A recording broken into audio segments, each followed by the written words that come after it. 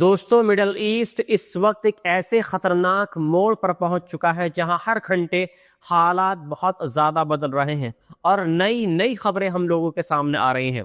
खाड़ी से लेकर लेबनान और कॉक्सस तक तनाव तेजी से फैल रहे हैं और दुनिया की बड़ी बड़ी ताकतें इस संकट पर नजर बनाए हुई हैं। सबसे पहले बात करते हैं खाड़ी के उन देशों की जिन्होंने ईरान को एक बेहद अहम मैसेज भेजा है। रिपोर्ट्स के मुताबिक गल्फ के कई अरब देशों ने ईरान को यह संदेश भेजा है कि अगर ईरान उनके तेल और गैस सुविधाओं को निशाना नहीं बनाएगा तो वो भी अपनी जो ऊर्जा सुविधाओं को अस्थायी तौर पर 2 महीने के लिए बंद कर देंगे। यानी एक तरह से संदेश है कि युद्ध को और फैलने से रोका जाए, क्योंकि खाड़ी के देशों को सबसे बड़ा डर यह है कि अगर उनके तेल और गैस के प्लांट निशाने पर आ गए तो पूरी दुनिया में ऊर्जा संकट पैदा हो सकता है और तेल की कीमतें आसमान छू जाएंगी। हालांकि इस प्रस्ताव पर ईरान की तरफ से अभी तक कोई आधिकारिक जवाब सामने नहीं आया है और यही वजह है कि पूरे क्षेत्र में अनिश्चितता बनी हुई है।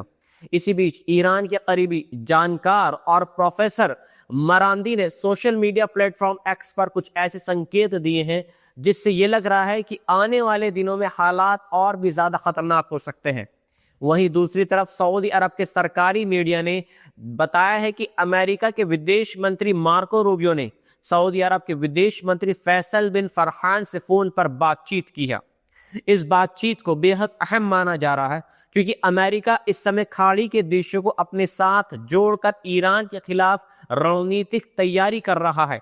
माना यह भी जा रहा है कि इस बातचीत में क्षेत्र की सुरक्षा, तेल आपूर्ति और संभावित सैन्य हालात पर चर्चा हुई है।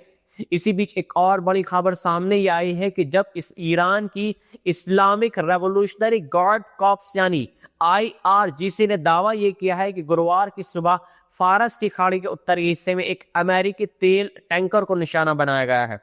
अगर ये दावा सच साबित होता है तो इसका मतलब होगा कि युद्ध अब सीधे तौर पर ऊर्जा आपूर्ति को भी प्रभावित करने लगा है और इससे वैश्विक बाजारों में भारी उथल पुथल हो सकती है। हालांकि इस हमले की स्वतंत्र पुष्टि अभी नहीं हो सकी है। इसी बीच एक और खबर सामने ये आई है जिसमें यह बताया गया है कि जेफरी एप्स्टीन फाइल से जुड़े लगभग 47,572 दस्तावेज अचानक सार्वजनिक रिकॉर्ड्स हटा लिए गए हैं, यानी गूगल से हटा लिए गए हैं। और यह कदम ठीक उसी समय उठाया गया है जब ईरान के खिलाफ युद्ध चल रहा है। इसलिए कुछ जानकारों का यह भी कहना है कि यह संयोग नहीं बल्कि किसी बड़ी पॉलिटिकल चाल का एक हिस्सा हो सकती है। हालांकि इस बारे में अभी तक कोई ऑफिशियली तौर पे एक क्लैरिफिकेशन सामने नहीं आया है। बात करते हैं थोड़ा लेबनान की और इजराइल सीमा की, जहां हालात लगातार गर्म होते जा रहे हैं। हिजबुल्लाह ने दावा यह किया है कि उसने लेबनान सीमा पर इजरायली सेना के एक मरकावा टैंक को निशाना बनाया है। इजरायली हिब्रू मीडिया ने इसे एक बहुत खतरनाक सुरक्षा घटना बताया है, जिसका मतलब यह हो सकता है कि इस हमले में इजरायली सैनिकों को भी नुकसान हुआ है। लेकिन इजराइल की तरफ से अभी तक कोई स्पष्टीकरण सामने नहीं आया है और कोई जानकारी सामने नहीं आई है। इसी बीच ईरान की IRGC ने एक और बड़ा दावा यह किया है कि उनका कहना है कि उन्होंने दक्षिण पश्चिम ईरान के ऊपर एक अमेरिकी F-15E फाइटर जेट को मार गिराया है। लेकिन यहाँ एक महत्वपूर्ण बात याद रखने की है कि 2025 में भी ईरान ने ऐसे ही कुछ दावे किए थे जो बाद में गलत साबित हुए थे।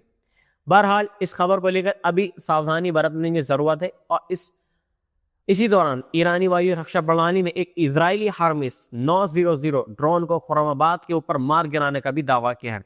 अगर ये सच है तो इसका मतलब ये होगा कि इजराइल और ईरान के बीच ड्रोन युद्ध भी अब तेज हो चुका है। लेकिन तनाव केवल मिडल ईस्ट तक सीमित नहीं रहा है, बल्कि कॉक्सस के जो इलाका है वहां तक फैल चुका है।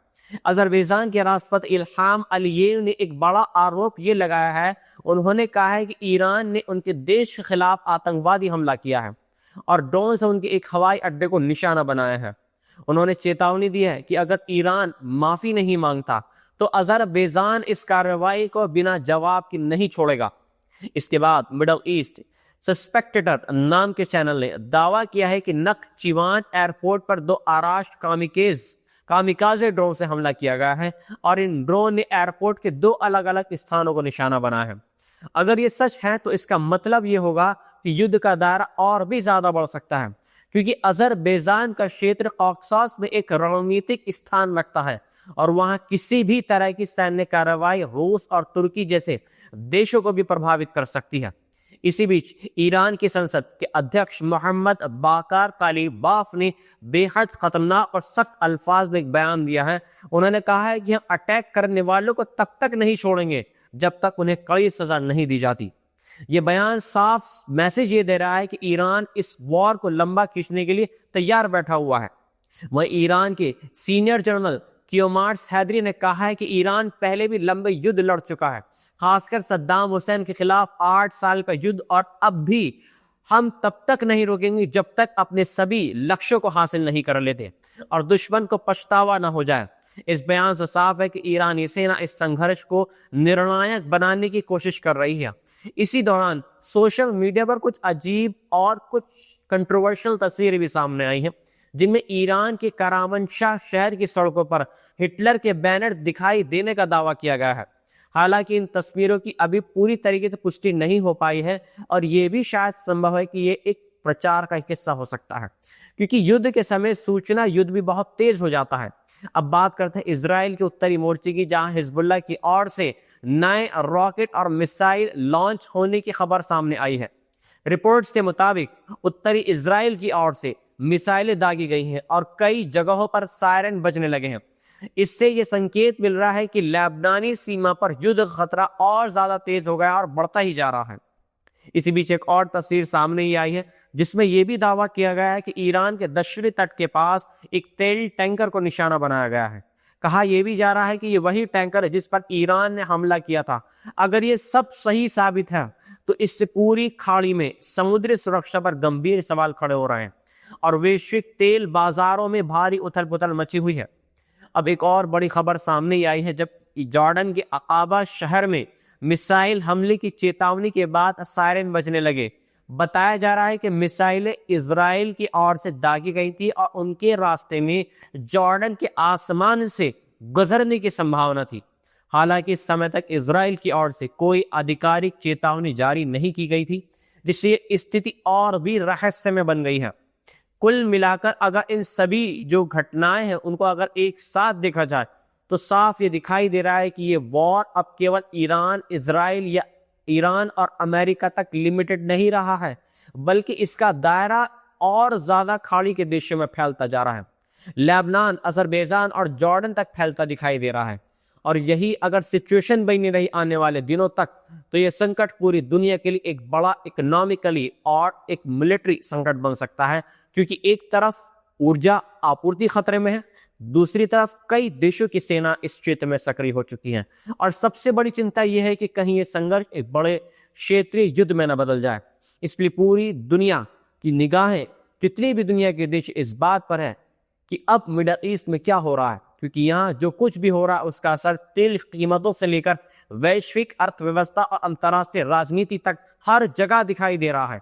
और आने वाले दिनों में ये देखना बेहद अहम और महत्वपूर्ण होगा कि क्या कूटनीति इस संकट को रोक पाती है या फिर ये संघर्ष और भी बड़े युद्ध में बदलता दिख रहा है।